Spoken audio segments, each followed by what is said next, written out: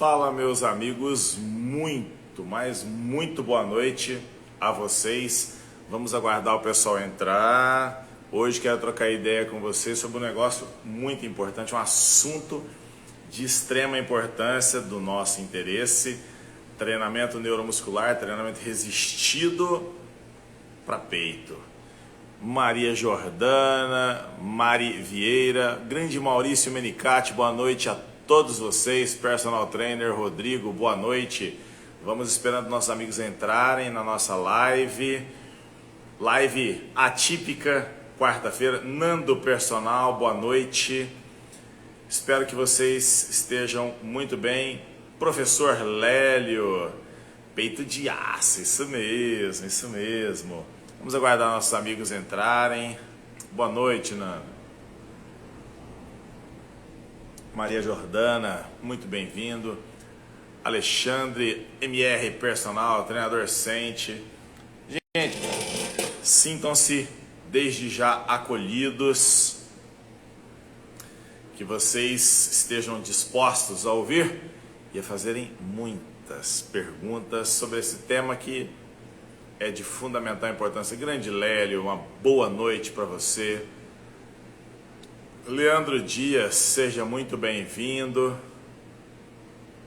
Amigos, quando falamos de musculação, nós vamos esbarrar sempre nessa temática importantíssima que é treino de peito. Por que o treino de peito é tão importante? Por que a elaboração dos treinos de peito é uma temática que sempre vai ser muito importante? A razão é extremamente óbvia. Trata-se de uma articulação sempre suscetível a dores, comprometimentos funcionais, comprometimento morfofuncionais e lesões. Então é muito importante saber como elaborar um bom treino de peito. Ademais, é muito importante também distinguir na hora de elaborar o treino para quem nós estamos montando o treino no quesito a sexo, treinos de peito para homens, treinos de peito para mulheres. Isso é a primeira pergunta que precisa ser feita. Acreditem, eu já vi pessoas montar treino de mulheres que tinha supino reto, supino inclinado, crucifixo e crossover. E eu pensava, Adeilton Personal, muito boa noite. E eu ficava me perguntando assim, será que essa pessoa tem noção de quem é que está sendo treinado? Poxa, você tem uma mulher que não é uma competidora de bodybuilding, não é uma woman's physique, e você monta um treino de peito para essa pessoa com 4 exercícios de peito. Imaginem isso. Não faz o menor sentido, Se é uma pessoa dos esportes, da natação, do judô, do boxe que seja, não faz o menor sentido. Por que tantos exercícios de peito? Porque se for para força, sempre eu vou insistir nisso. Se for para a força, você só precisa de um exercício, não é? Se for para resistência, só precisa de um exercício. Agora, para hipertrofiar, é para dar uma mexida no shape da menina. Quais áreas da região do tórax aparecem numa mulher, posto que as mamas estão nessa área? Então aparece esse pedaço e aparece esse pedaço. Não tem muito o que você mexer no físico de uma mulher no que se refere a peito. Tudo bem? Mas vejamos os rapazes, o físico masculino. Ah, sim, agora nós temos uma parte clavicular, nós temos uma parte externocostal, nós temos uma região external, nós temos ênfase na origem do músculo. Portanto, nós precisamos nos perguntar o tempo todo o que eu ensino no meu livro. Vai montar treino de musculação? A pergunta que você deve fazer é: para quê? Que mais? Para quem? Que mais? Quando? Para que eu vou prescrever esse exercício? Flying reto. Para que eu vou fazer o supino com halteres, reto, flying reto? Por que eu vou fazer supino com barra inclinado? Ou o contrário, por que eu usaria o supino reto e o flying com dumbbells num banco inclinado? Amigos, eu estou tentando provocar você para que você se pergunte, é mesmo, né? Por quê? Maurício, quando sai a nova edição do seu livro? Maurício, você acredita que só estou na última caixa do meu livro? Tem uma empresa de uns amigos, né? Assim, gosto muito deles aqui de Uberlândia. Eles estão repaginando o meu livro e eu tenho colocado novas informações. Coloquei um capítulo novo no livro que fala sobre o treinamento mental aplicado à musculação. Nada metafísico, na verdade é o que o... me deu um branco. Weineck, o Jürgen Weineck preconiza e os livros de psicologia do esporte preconizam. Eu estou acrescentando só isso, né? As informações do Weineck, as informações da psicologia do esporte, mas estou agregando muito de mim ao capítulo. Então, quando eu falar sobre treinamento mental, treinamento psicológico, eu acho que vocês vão gostar, né?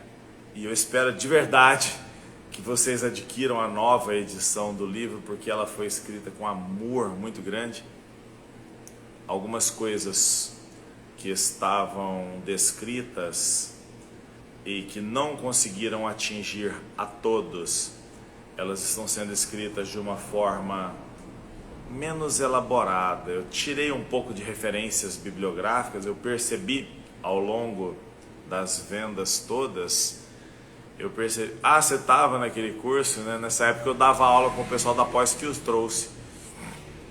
Eu percebi que a turma hoje em dia não consegue ler muito bem. É isso mesmo, Jürgen ao contrário, né? É Weineck que escreve, tá? Mas tá tudo certo. O importante é citá-lo sempre, né? Porque ele é brilhante em tudo. O cara aprendeu português em 1 ano, deu aula em português. Eu não consigo, 20 mil anos tentando aprender inglês, não consigo. Mas assim, eu por perceber que ficar citando muitas referências não agrega, eu preferi colocar uma linguagem mais acessível do que a que eu usei. Acho que faltou fazer desenho assim para ver se o pessoal aprende. E é muito bom eu palestrar sobre o meu livro, porque foi me dando uma nova perspectiva de como é que a segunda edição tinha que ser escrita. E ela acaba que ficou menos acadêmica e mais acessível ainda, para a gente conseguir de verdade assim oferecer coisas que tornem vocês capazes de transformar vidas com a musculação. Mas vamos lá. Qual é a lógica da montagem de um treino de peito? Amigos, a lógica ela vai partir do princípio que eu sempre parto: para quê, para quem e quando. E o para quê eu vou simplificar, depois eu vou tentar deixar essa live aqui salva. Amigos, realmente o meu Instagram não está salvando, não tem nada a ver com o meu celular, não tem nada a ver com nada, tá? Mas não se preocupe, porque o Niquinho ele vem cá depois e deixa postado para vocês, se não aqui, lá no nosso canal, Professor Eduardo Haddad, lá no YouTube. Todos os vídeos estão lá. Já peço para vocês, multipliquem essa informação, cliquem, divulguem, usem os termos que são usados nessas redes, sei lá como é que chama, ativa sininho, sei lá o que faz. Mas divulguem o trabalho, ele é feito com amor muito grande, com carinho muito grande. E isso nos dá merecimento genuíno e legítimo de sermos reconhecidos por ensinarmos coisas que são boas, tá? Mas olha só, todo exercício básico de empurrar, e aí nós devemos então nos lembrar quais são os exercícios de empurrar, são os multiarticulares, quais são os exercícios de ditos básicos, são os de empurrar, quais são então os multiarticulares. Toda vez que eu empurro nessa linha de raciocínio, por uma ordem de grandeza, começaremos pelo supino com dumbbells. A maior exigência de todos os músculos envolvidos no ato de empurrar. Tríceps, serrátil anterior, peito, deltoide anterior, além dos estabilizadores. Flying com dumbbells ou supino com dumbbells. E eu tenho 3 possibilidades. Horizontal, que é o supino com dumbbells no banco reto, no banco regulamentar. Inclinado, com ênfase na porção clavicular, no peitoral superior. E eu tenho o canadense, que o pessoal chama de declinado, que é o mais simples de todos, porque é o mais curto. O trabalho biomecânico, né? Biomecanicamente falando, o trabalho é menor, porque o trajeto também é menor, logo eu consigo usar muita carga nessa angulação. Se for para romper a barreira da força aqui dentro, ou seja, se for para aumentar o drive neural, faz com o banco canadense, você vai romper barreiras e gradativamente você vai transitando para o reto, para se tornar um cara apto a fazer força nesse sentido. Amigos, 3 possibilidades: supino com dumbbells reto, canadense e inclinado. Haddad, tentei passar isso aqui para o aluno, mas tá meio difícil para ele. Não tem importância. Use barra do supino reto, barra do supino canadense, barra no supino inclinado. É excelente. Não é o mais natural dos movimentos, mas é bom pra caramba. Já vai dar certíssimo o trabalho. Entenderam? Primeira opção é o de maior exigência motora. Mas nem todo mundo consegue fazer, Haddad. Perfeito, vá para as barras. O Haddad, meu aluno, você acredita que ele vai fazer exercício com barra? Ele ainda tem uma dificuldade tremenda. Pode sim utilizar máquinas que empurrem.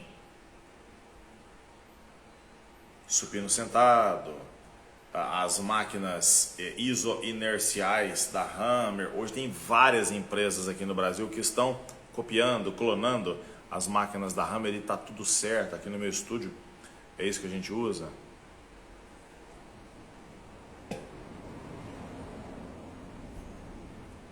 Desde que reproduzam o movimento de empurrar.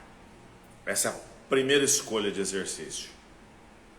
Depois, entram os exercícios uniarticular. Depois de ter feito o básico, depois de ter feito os movimentos compostos, os movimentos multiarticulares, entram os movimentos uniarticulares, os movimentos isolados. E aí nós temos crucifixo com dumbbells, crucifixos no cabo e o crucifixo nas máquinas de polia, que são fisiologicamente os mais eficientes, pec deck. Porque a resistência é quase contínua, do começo até o final do movimento. Onde é que está o erro? Vamos lá, gente. É que no mundo inteiro, o primeiro exercício que eles ensinam para o novato é o pec deck. Senta aí, coloca o braço aqui, coloca aqui, faz assim, faz assim. É porque é fácil de ensinar. Mas uma pessoa que é muito forte de pec deck não significa ser forte de supino. E o supino tem transferência para os esportes. O supino tem transferência para os arremessos. O supino tem transferência para várias. Mas o supino,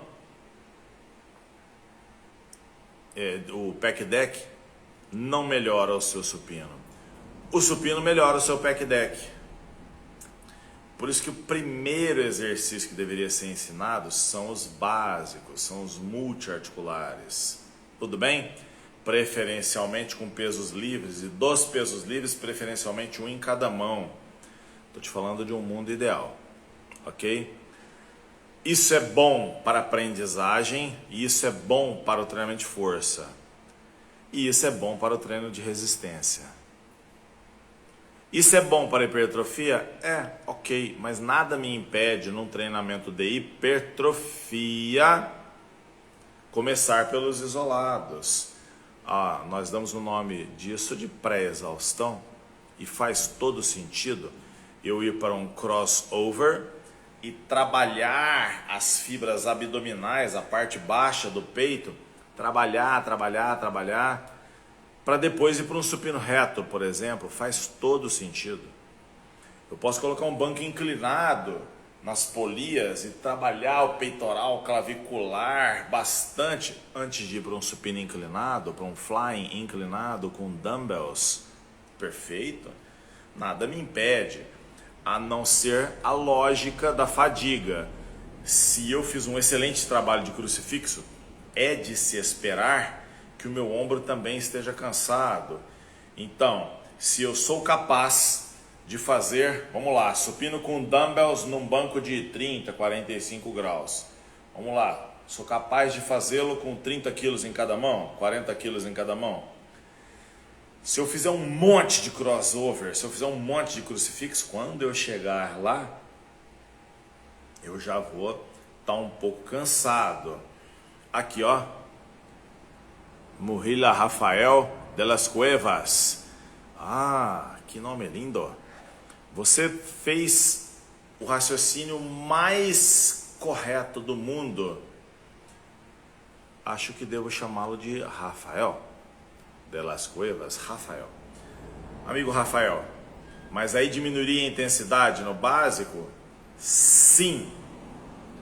Obrigatoriamente, não porque é uma metodologia. Você não diminui porque a teoria pede, Rafael. Você diminui porque vai cair os níveis de força.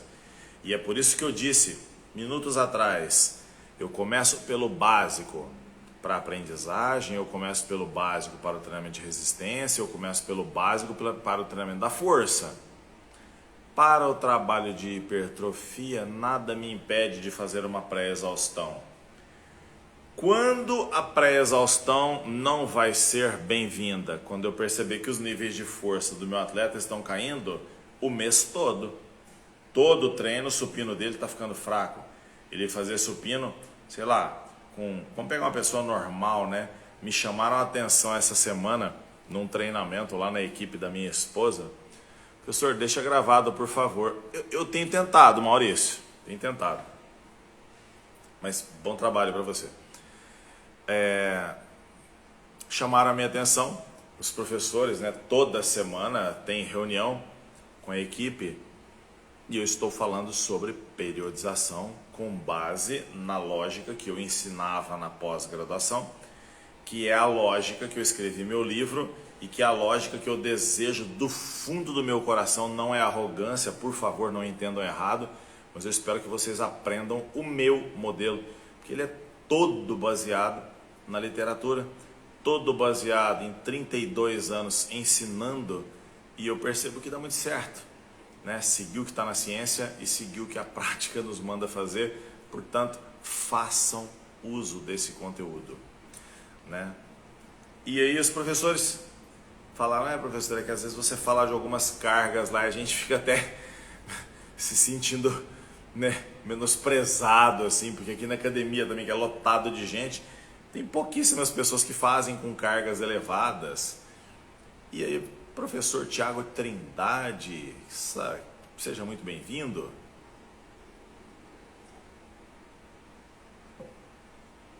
Eu comecei a observar com um pouco mais de critério, personal Paulo Galvão, senhor André Balenga, sejam todos vocês muito bem-vindos. Você perceber com certo critério que as pessoas atualmente não são tão fortes quanto eram há 10, 15 anos atrás. O pessoal treina mais leve mesmo. Então, se um supino de 30 quilos hoje em dia é considerado um excelente supino, um supino de 30, 40 quilos, que bom. Mas se ele se aquece, vai para o supino e piramidando, né? Vai lá e vamos lá, faz a primeira com 15 quilos, 20 quilos de cada lado. Na próxima ele coloca lá 20, 25 quilos de cada lado. Termina com 30, 35 de cada lado, que seja. Tá tudo bem. Mas num dia que ele fizer 5, 6 séries de crossover antes do supino, para depois ir para o supino, é normal, gente, que o supino dele vai ser um supino que não vai ter muita pirâmide. Nós vamos colocar lá 20 quilos de cada lado e vamos fazer 4, 5 séries com a carga submáxima. E não é submáxima com base em um RM, é o submáximo comparado aos treinos que ele é capaz de fazer. Então é uma carga inferior à habitual. E tá tudo certo. Ah, mas eu comprometendo a carga, eu não deixo de hipertrofiar? E essa é uma pergunta importantíssima. Se você deixar sempre a carga comprometida, evidentemente teremos prejuízo na hipertrofia. Mas entendam, se você reduzir a carga após ter feito uma excelente pré-exaustão, você perceberá que há um comprometimento muito sério nas excêntricas, teu peitoral ficou duro, de tanto ter feito exercícios uniarticulares, você já teve pump, suas excêntricas estarão bastante comprometidas, isso já é um fator interessante para a hipertrofia, mas ainda existe um outro fator. Amigos, se sem fazer pec deck, por exemplo, ou crossover, o seu supino tem 40 kg de cada lado. Fazendo, o seu supino caiu para 30. Esses 30 para o peito seria muito diferente dos 40 quilos?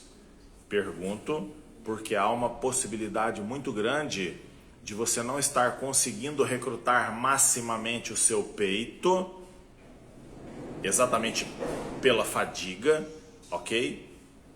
Então você já não conseguir recrutar maximamente o seu peito. E aquele peso, olha, antes tinha 10 fibras levantando 40 quilos. Agora eu não tenho mais 10 fibras, eu tenho, sei lá, 7, 5 fibras e 30 quilos, proporcionalmente. Será que isso não é a mesma coisa? Não tem como saber, eu só estou te provocando para você pensar. Ah, Haddad, mas como é que eu sei que está trabalhando menos, estão recrutando menos unidades motoras? Há diversos trabalhos que mostram isso. O clássico é a pessoa fazer leg press e a pessoa fazer extensora e depois ir para o leg press. O quadríceps trabalhou menos, né? Então, esse é um trabalho que eu mostro em todos os meus cursos, né? Na aula de coxas e na aula de glúteo, que está disponível. Vai lá na bio, tem um Linktree lá que você clica nele e você cai nos cursos disponíveis. Eu mostro exatamente esse artigo. Que para forçar fazer pré-exaustão é um erro, exatamente porque você se torna menos capaz de usar aquele músculo. Mas e para fadiga? Será que isso é uma coisa ruim? Isso é interessante de se pensar. Lembrando, amigos, que quando formos falar do físico de mulher vai fazer talvez 2 exercícios, o que permite que ela faça esse trabalho no dia do peito, no dia de costas, né? Junto com costas. Sancler, mestre, já que estamos falando de peitoral, como proceder com o peitoral que teve um estiramento grau 1? Pergunta boa. Na sequência, Zuzu _personal, não. Já chegará no supino fadigado, talvez representaria mais carga. Pronto, que barato. Vamos lá na pergunta do Sancler. Na inserção houve um estiramento? Como proceder? Primeiro, fisioterapia com urgência. E ó, não é fisioterapia mequetrefe não. É fazer a fisioterapia convencional primeiro, ultrassom, laser, ultrassom, laser, ultrassom, laser. Depois, ultrassom, laser, exercícios estáticos, ultrassom, laser, exercícios. Princesa. Amigos, peço licença para vocês, mas um beijo me chama. Dá um beijo de boa noite, por favor. Te amo, viu? O Edu vai com você? Amor, papai te ama. Durmam bem.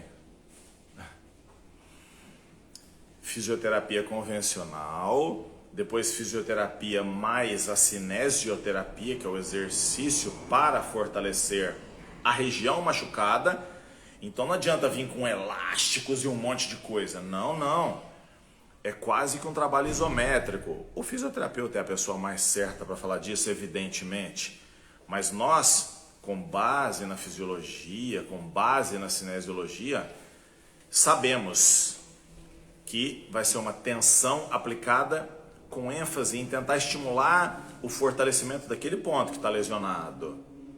E depois começam os exercícios onde você faz ação concêntrica, a excêntrica um pouco mais, sendo gradativamente mais leve, e aí os elásticos são fantásticos, porque você faz muita força, ele puxa você de volta, mas quando vai alongar o ponto da lesão, ele dá uma aliviada. O elástico vai ficando cada vez mais leve, né, gente?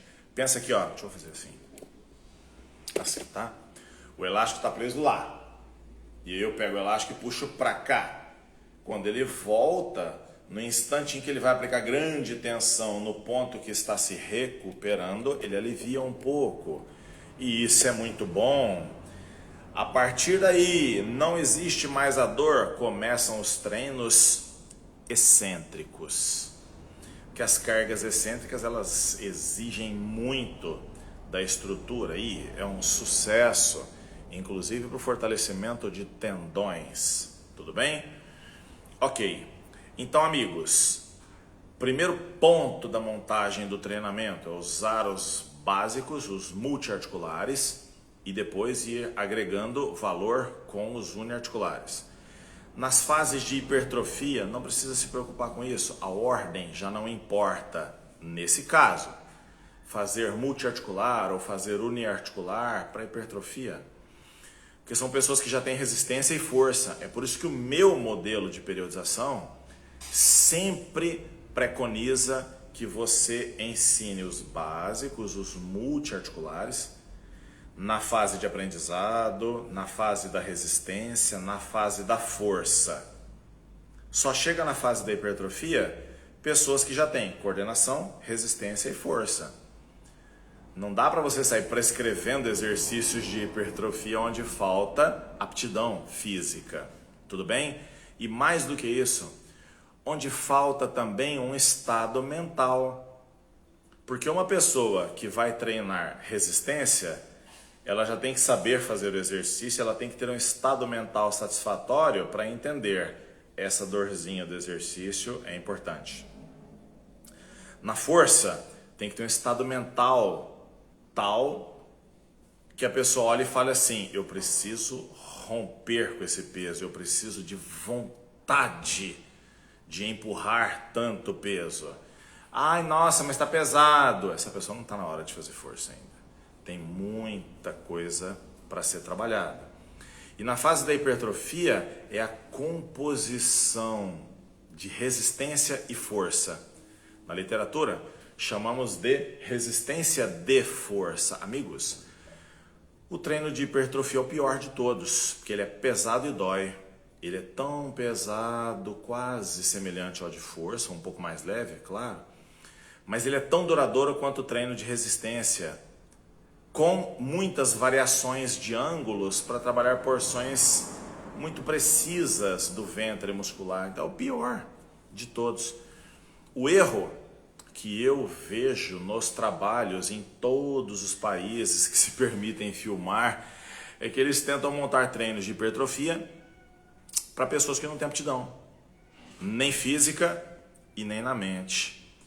Porque imagina você, o que precisa para treinar hipertrofia?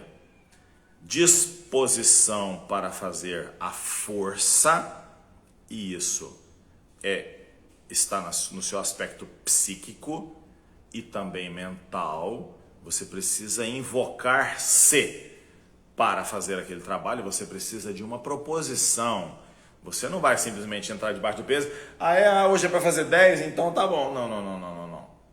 Você está se propondo a fazer aquilo. E o que é pior, você vai levantar aquele pesão 10 vezes. Percebe que fazer isso com um novato não faz muito sentido. Ele precisa de um tempo de elaboração. Quando ele chegar no momento de trabalhar a hipertrofia, amigos, tanto faz se ele fizer primeiro a pré-exaustão ou deixar para fazer pós-exaustão, que é fazer os uniarticulares ao final. Isso já não importa mais. E agora eu vou convidar vocês para o último raciocínio, que é você fazer uma avaliação estética. Agora esse indivíduo ele é forte, ele é resistente e nós percebemos que ao longo do tempo o peitoral dele desenvolveu bem, mas essa porção aqui de cima não acompanhou. É recomendável, amigos, que você use o princípio da prioridade. É prioritário desenvolver o peitoral superior dele. Poxa, os bancos inclinados fazem isso. Só que se eu ficar cansando, fazendo flexões, fazendo supino reto, fazendo supino na máquina, até chegar no supino inclinado, ele já cansou demais. E ele não vai conseguir aplicar grandes cargas. E se fizer, por uma atitude mental, não, eu vou fazer porque eu sou fodão, eu vou fazer. Presente, fiz isso minha vida toda. As estruturas que são sinérgicas, que são sinergistas e que agem sinergicamente, a saber, ombro, manguito rotator, trapézio como um estabilizador importante na hora do supino inclinado, vão sabotar o exercício e você vai se colocar numa condição potencial de lesão. Não compensa. Não faz o menor sentido. Tudo bem?